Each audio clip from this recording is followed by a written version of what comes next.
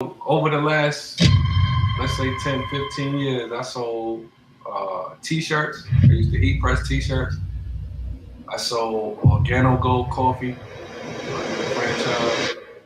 I sold silver jewelry, um, silver tungsten, Swarovski crystals. Um, Now I sell hair weave extensions, and then I'm trying to sell records. I hate to say trying to, but trying is like, so you say trying, I heard you kind of like lying. But I'm here to, sell these records, and to be honest with you, none of them has ever gotten off the ground. I could make a little bit of money here and there. Um, Even off the hair, I was doing good, but then the pandemic slowed me down, and I'm always wondering. Um, this is supposed to be a society where you could pull your bootstraps up and you could do things out the trunk and scale up and go from small business to big business. But then I'm realizing two things now. How much of it is karma, my karma, for me being a horrible individual for so long? Do I even need to even do what I need to do? But then also I realized too that this is a place where first, I don't think too many people that made a fortune made it legally. And then second, this is a place where capital wise, you have to take a loan. Everybody wants you to take a loan, even to get a record deal. That's a loan, advance, code word for advance. So, Just to give you guys some context, this particular conversation that we're having here was about business. It was about why it's so hard for people to build from the ground up, starting from scratch with no resources, with nobody giving you a handout. It's just you and your bare hands doing everything yourself. Just wanted to add that in there for context. it's like, oh, shout out Chef, shout out Squish, shout out Limitless. Um, I'm wondering, you know what I mean? Like, because this is supposed to be a place where you could pull your bootstraps up if you have a quality product. This is supposed to be the place. That's what capitalism is, right? You got a high quality product or service. You're supposed to just be able to start with nothing, pull your bootstraps up. So I'm wondering, why is this so hard? Is it karma? Is it, you know what I mean? Is it gatekeepers? And right now I'm seeing even with this government, and they have always been doing it, but if nothing else, I'm seeing that it's coming back to light to where the gatekeeping is, they cutting everything. They starving their own people. Recapping this motherfucking shit. You know what I mean? So it's a good and a bad time because okay, they cutting resources, but that ain't nothing new to us. We've been functioning with nothing at the time. So I want to talk about this because at the end of the day, this is to me a good time for us to begin enterprising because with all of we've already made it through so many challenges. We might as well scale up business wise so that we can have something to leave to our children.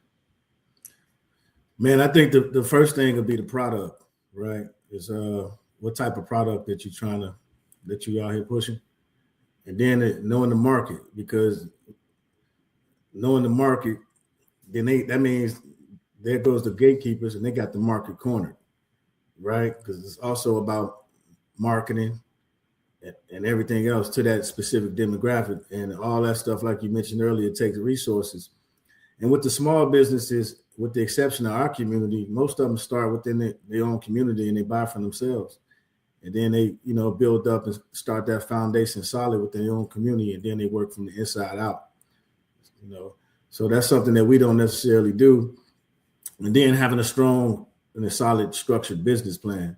A lot of us don't do that as well and didn't have the resources up until Chat GPT and halfway through COVID, when everybody was calling everybody and dropping plans on social media and everything else, and it spread like wildfire. But so limited resources, lack of education, and we're just so far behind the power curve.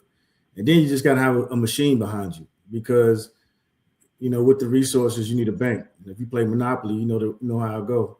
Baltic Ave ain't the same as having four, the yellows and 4 train stations. You know what I mean? So it's all about resources, location, and then that support system. And we don't have a lot of that stuff behind us, man.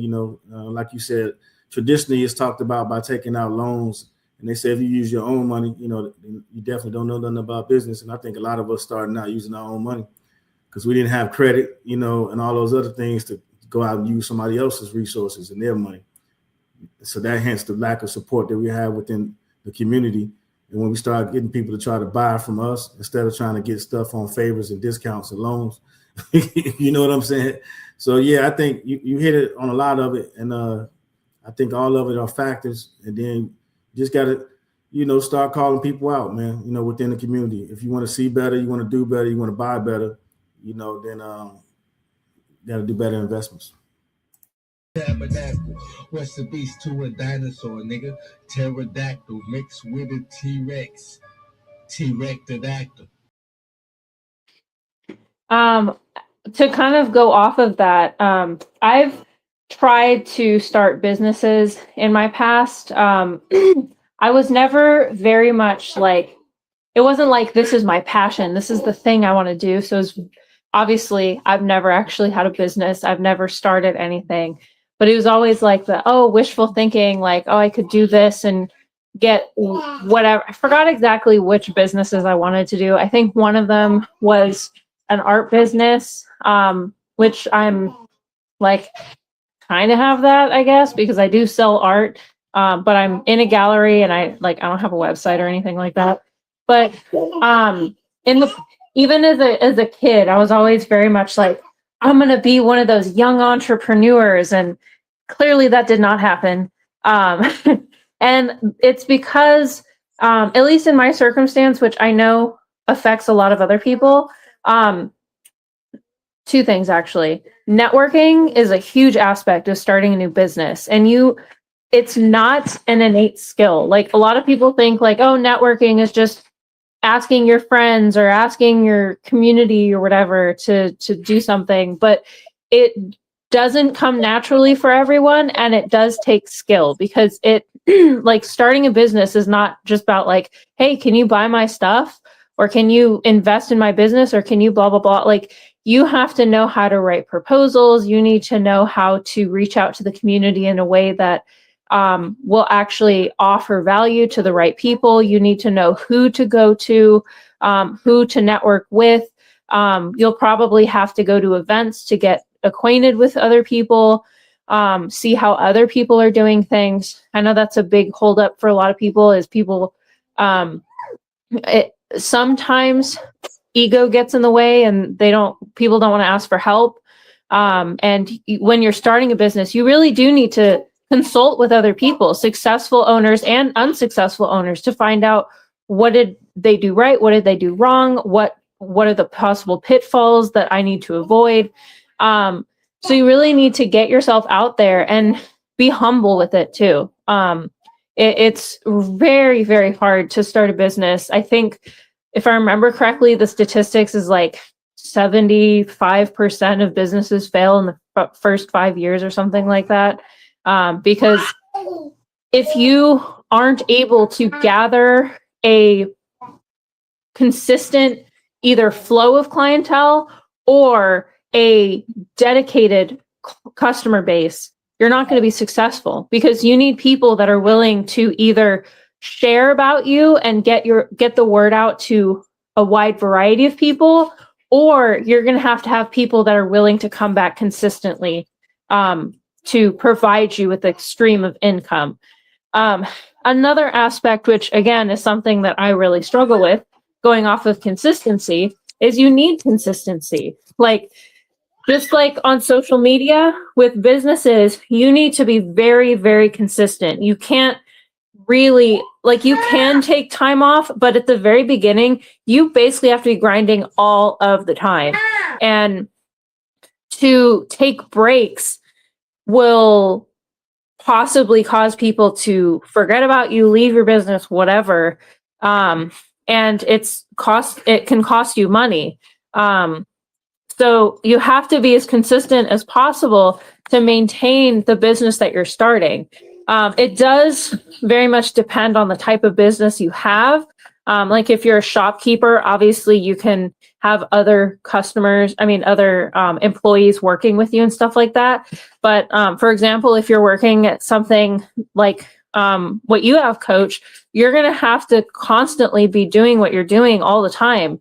And it's hard for people to do that because one, a lot goes on in life. You're going to have other things that are like, oh man, I wish I could do this other thing, but you're going to have to make sacrifices for your business. It's kind of in the same way with your kids. Like you're going to have to give up certain things that you enjoy doing or used to do all the time because you have to dedicate that time to your business now.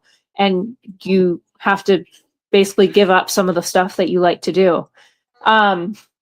So yeah, I think consistency and networking are two things that are huge pitfalls for people where they they underestimate the value of one, being broadly in the community, and then also making sure they dedicate their time because people get bored of things, and if you don't push through that and continue on, you're just going to lose your business.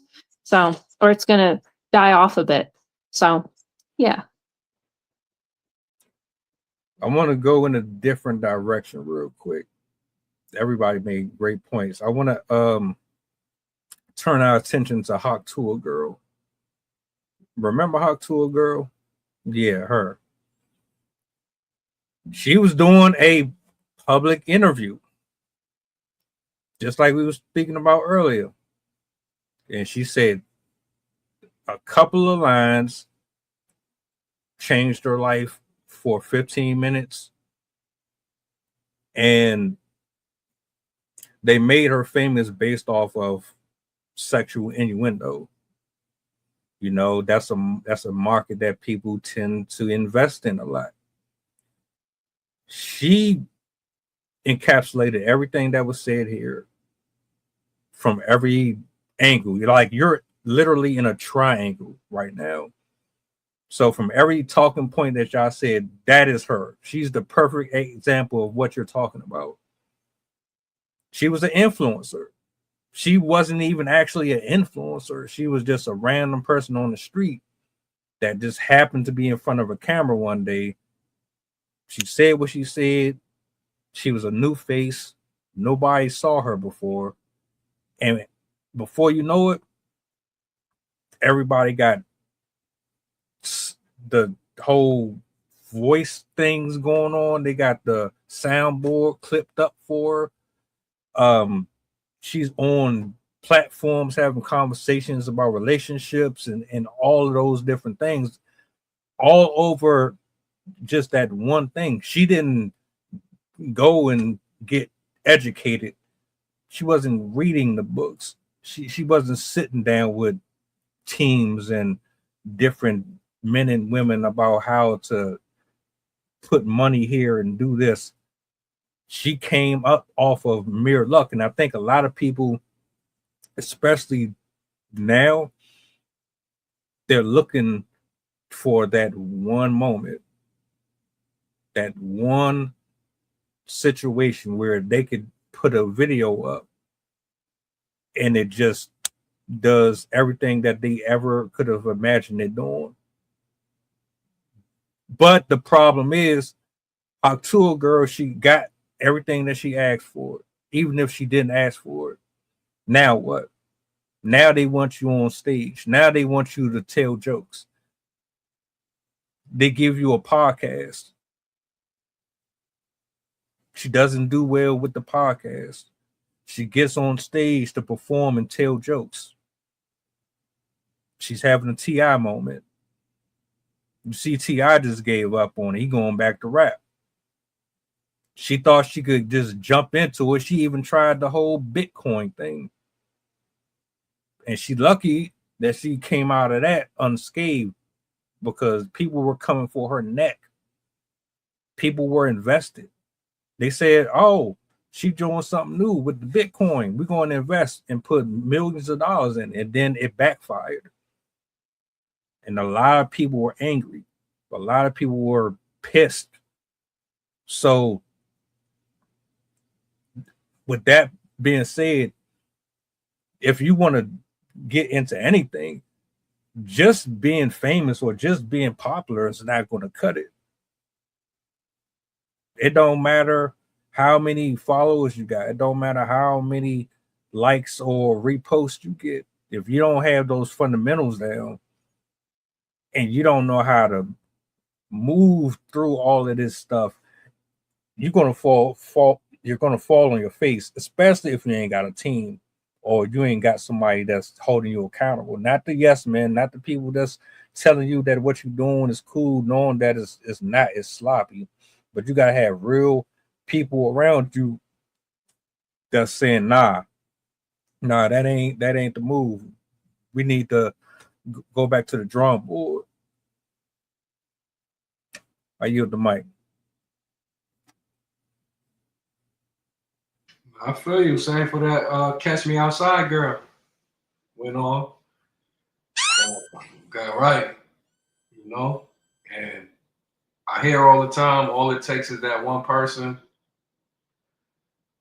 You know, I ain't gonna lie, for me, logistics is a foreign language. I've never been great logistic. Coach said it, like you got to be able to write a good business plan or whatever.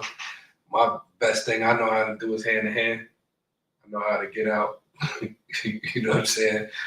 I'm in my head, I'm still a corner boy. I'm gonna hit that corner, you know. I'm promoting. But I'm just seeing that it seems like every time, you know, you get a step up, you take 2 steps back. Or it's, you know, even for the music, it was make a good song. One good song could change your life. Then it was, oh, make a good video. Made a good video. And it was like, oh, now you need a website. It's like, all right, you know, okay, let's get. Then it got to, oh, you need $100,000. You need $400,000. You want to get on the radio? You need $400,000. It's like, man, if I had $400,000, I wouldn't be rapping. You know what I'm saying? I wouldn't be rapping. I'd be living off the allowance of that. Because even right now, you know, real estate and all that right now, this is a lot of bad market. So just you run into these barriers, and it gets so crazy to where I start feeling like, do I have it? Am I have it? And like I said, that's when I get to the karma. Like, okay, I did do this, that, this, and that. I probably should just be sitting on the couch right now. I don't need to be doing nothing. You need to go ahead before they air you out. You know what I'm saying? But then at the same time, like, I'm looking, and not to be comparing, I'm looking like, all right, well, you know, listen, I ain't it, but at the same time, I ain't do a lot of. I changed my ways. Let's do that. Let me say that. I changed my ways not to be knocking. You know what I mean? To where, what is the disconnect? And at the end of the day, a lot of times, I do realize it's capital. You know what I'm saying? A lot of times it's because, like Coach said, our culture has been broken apart for so long that it's hard for us to work together for free without any kind of benefits. And then when you're starting small, a lot of times you can't beat the prices or the services that these other people have. And, you know, people just kind of, so, you know, it's always a balance. I had to go through every emotion to where, is it me? Is it people hating? Is it, and I saw a podcast the other day from one of my friends, and they do a nonprofit to where they teach gun safety.